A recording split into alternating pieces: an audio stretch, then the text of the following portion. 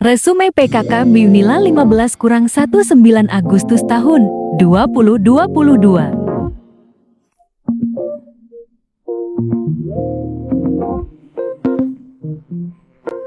Undang-Undang ITE adalah suatu atau sekumpulan data elektronik, tetapi tidak terbatas pada tulisan, suara, gambar, peta, rancangan, foto elektronik, data interchange, surat elektronik, dan lain-lain. Undang-Undang ITE juga memuat pasal-pasal mengenai perbuatan yang dilarang dan ketentuan pidana. Adapun pasal-pasal tentang Undang-Undang ITE yaitu Pasal 27 ayat 1 sampai ayat 4, Pasal 29, Pasal 30 ayat 1 sampai ayat 3. Contoh pelanggaran: menyebarkan video atau foto kesusilaan teman atau pacarnya pada saat hubungannya sedang retak. Materi kedua tentang pengembangan karakter mahasiswa sebagai intelektual anti kekerasan dan perundungan oleh Dr. Sutesya Herawati, STMSI. Menurut Undang-Undang Kepemudaan, yang dimaksud dengan generasi muda adalah mereka yang berumur sampai 30 tahun. Lebih tepatnya adalah para pelajar atau bahkan mahasiswa yang berusia 16 sampai 30 tahun. Contoh tanggung jawab terhadap bangsa: mempertahankan dan memelihara kesatuan dan persamaan bangsa, meningkatkan partisipasi dalam pembangunan politik, ekonomi, dan sosial. Materi ketiga membahas tentang pengembangan karakter mahasiswa dalam perspektif agama oleh Profesor Dr. Kiai Haji Said Akil Siroj MA. Kiat-kiat menjaga toleransi umat beragama. Yang pertama, bersikap dan menghormati orang lain dengan baik tanpa memandang usia, agama, ras, dan budaya. Tidak membicarakan keburukan orang lain, mendengarkan orang lain ketika berbicara tanpa memotong pembicaraan, berbicara dengan sopan dan santun seperti menggunakan kata permisi, silakan, tolong, dan maaf. Tidak mengganggu orang lain yang sedang beribadah, tidak memaksakan kehendak pada orang lain, menerima orang lain yang berbeda fisik, agama, atau ras, menghargai diri sendiri. Resume yang kedua, materi yang pertama yaitu tentang Merdeka Belajar Kampus Merdeka oleh Wakil Rektor Bidang Akademik Profesor Heriandi, SHMS. MBKM merupakan kebijakan Menteri Pendidikan dan Kebudayaan yang bertujuan mendorong mahasiswa untuk menguasai kerja dengan pokok bahasan 1. Pilar Visi Indonesia tahun 2045, 2. Indikator Profil Belajar Pancasila. Materi kedua yang membahas tentang kesadaran lingkungan hidup, manajemen resiko, dan kampus sehat oleh Profesor Dr.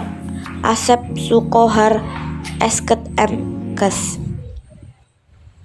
Dengan pokok pembahasan 1. Pengolahan lingkungan hidup, menjaga kelestarian bumi, 2. Kampus sehat, 3. Mengapa perlu manajemen resiko. Materi ketiga tentang etika dan norma kehidupan kampus oleh Profesor Dr. Yulianto MSI. Etika kehidupan kampus merupakan salah satu pandangan tentang nilai-nilai dan norma-norma yang melahirkan tata krama, sopan santun, dan susila, atau etika dengan pokok bahasan etika dan tata perilaku di dunia perkuliahan. Materi keempat tentang perguruan tinggi di era revolusi industri 4.0 dan kehidupan kampus pada masa pandemi oleh Profesor Insinyur Soeharto, PhD. Cara menjadi mahasiswa ideal. 2. Tipe karakter mahasiswa yang ada di perkuliahan. Resume yang ketiga, materi 1. Pembelajaran di perguruan tinggi di era 4.0 dan plagiarisme oleh Dr. Ida Nurhaida, MSI. Kurikulum Merdeka Belajar Kampus Merdeka selama 5 semester yang wajib disebut mahasiswa karena menjalani program pendidikan menuju dewasa yang berbeda dari sekolah atau pendidikan seorang dewasa. Pada saat kuliah akan ada pembimbing akademik yang mengarahkan passion kita masing-masing. Materi kedua, sistem perkuliahan pembimbing akademik oleh Dr. Dedi Hermawan, SOS, MSI. Peraturan akademik 1.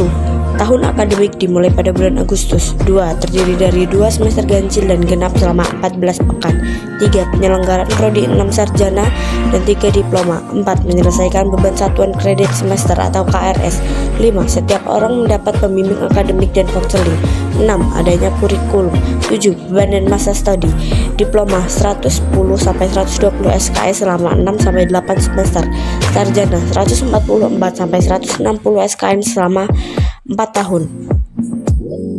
Materi ketiga, sarana dan prasarana perkuliahan oleh Dr. Arif Sugiono, SOS, MSI. Yang pertama, kampus taman. 2. Zero waste plastik. 3. Fasilitas smoking area. 4. Food court. 5. CO working space. 6. Hybrid learning. 7. Laboratorium multimedia. Dan 8. Green space. Materi keempat, hak dan kewajiban mahasiswa oleh Dr. Robi Cahyadi Kurniawan, SIP MA.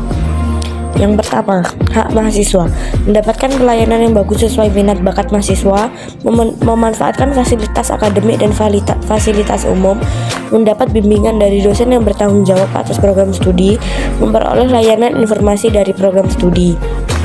B. Kewajiban mahasiswa membayar SPP yang telah ditentukan, mematuhi segala peraturan yang ditetapkan, ikut memelihara sarana dan prasarana dan menjaga kebersihan dan keamanan Unila.